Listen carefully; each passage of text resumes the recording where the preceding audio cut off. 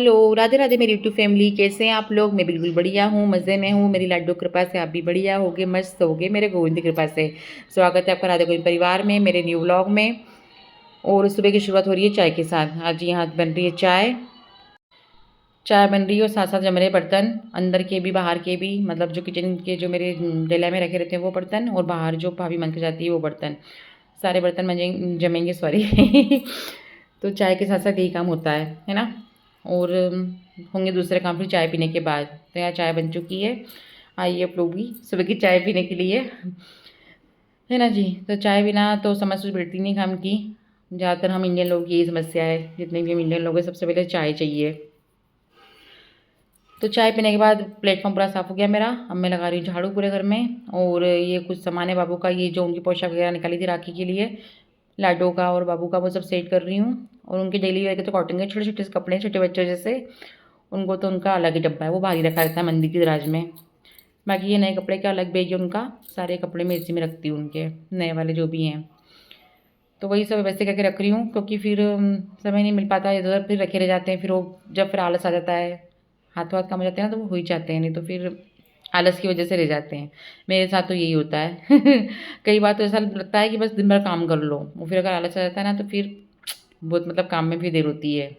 तो यहाँ आलस को छोड़ के मैंने नहा लिया है। सारे काम मेरे हो चुके थे सुबह वाले, नहा के आ गई हूँ। बाबू का दूध गर्म हो रहा है, साथ में पानी भरा रहा है, और आटा मसने के लिए डब्बा भी निकाल लिया है। मतलब इतने सारे काम एक साथ करने की कोशिश कर रही हूँ मैं। ठीक है जी। तो यहाँ भिंडी भी धो के रखी है मैंने, भिंडी की सब्ज़ी बनेगी।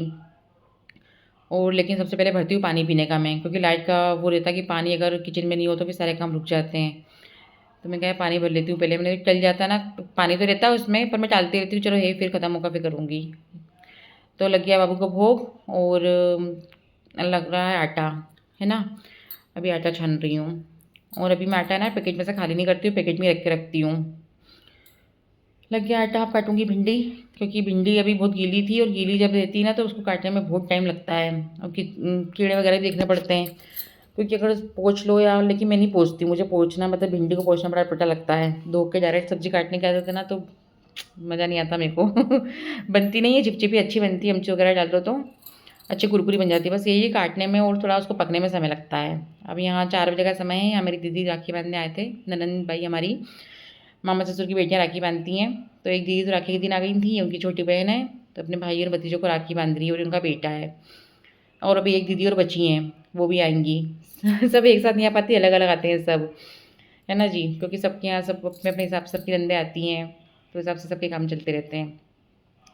अब मैं यहाँ दीदी चली गई थी, उसके बाद हमने मेरा काम करा। मैंने जो मावा बना का जो कसार सेक के रखा था गूंजे के लिए, उनको हमने बनाए, मेरी बेटी और मैंने कहा यार ख़राब हो जाएगा बेटा, बना लेते जल्दी से पहले इनको, नहीं तो फिर वो ताज़ा रहे तो अच्छा रहता है, तो फिर स्मेल मारने लगता है मावा, है ना। तो ये देखिए बना के रखे हैं। इसमें मैंने थोड़ा सा आटा डाला था और मावा था। मेरी बेटी बोली मम्मी थोड़ा सा आटा डालो इसमें, तो फिर हल्का सा आटा था, ज़्यादा नहीं था। और उसको शुद्ध घी में तल रहे हैं। और मावे की गुजिया है ना, गरम गरम खाना तो बहुत अच्छी लगती है। वैसे भी अच्छी लगती है, लेकिन ये ज़्यादा दिन चलती नहीं है, सिर्फ मावे की रहे तो। अगर सिर्फ सूजी वगैरह की रहे तो, या फिर फ्रिज में रख के रखो तो शायद चल जाए। और इसको मैंने अभी गैस मद्दी थी, अभी तो मेरी गैस तेज़ है, बाद में मैंने गैस बहुत मद्दी कर ली थी, क्योंकि फिर ये मैदा रहता है और पतली पूड़ियाँ रहती है तो जल्दी से हो जाती हैं, फिर वो ज़्यादा डार्क हो जाती है नहीं तो, है ना जी। और बहुत हल्के हल्के हाथ से तलना पड़ता है, नहीं तो फूटने का डर रहता है। ये तो खैर इसका ज़्यादा नहीं रहता है, लेकिन अगर वो जो सूखे कसार वाली बनाते हैं ना, उसका तो बहुत ही टेंशन रहता है कहीं फूट नहीं जाए। फिर वो कढ़ाई में पूरा सब घी का नाश हो जाता है। तो यहाँ वही मद्दी गैस से मेरी तला रही थी गुजिया। उसके बाद खाने की तैयारी भी चल रही थी, साथ साथ में खाना बनेगा। यहाँ बन गई थी हमारी गुजिया। अब ये ठंडू की जब मैं डब्बे में रखूँगी इसको। और अब करिए बाकी बिहारी जी के दर्शन। आपको मेरे ब्लॉग कैसे लग रहे हैं ये प्लीज़ कमेंट कीजिए, और मेरे चैनल को सब्सक्राइब कीजिए, ज़्यादा से ज़्यादा शेयर कीजिए। सबको राधे राधे, जय श्री कृष्णा, हरि बोल।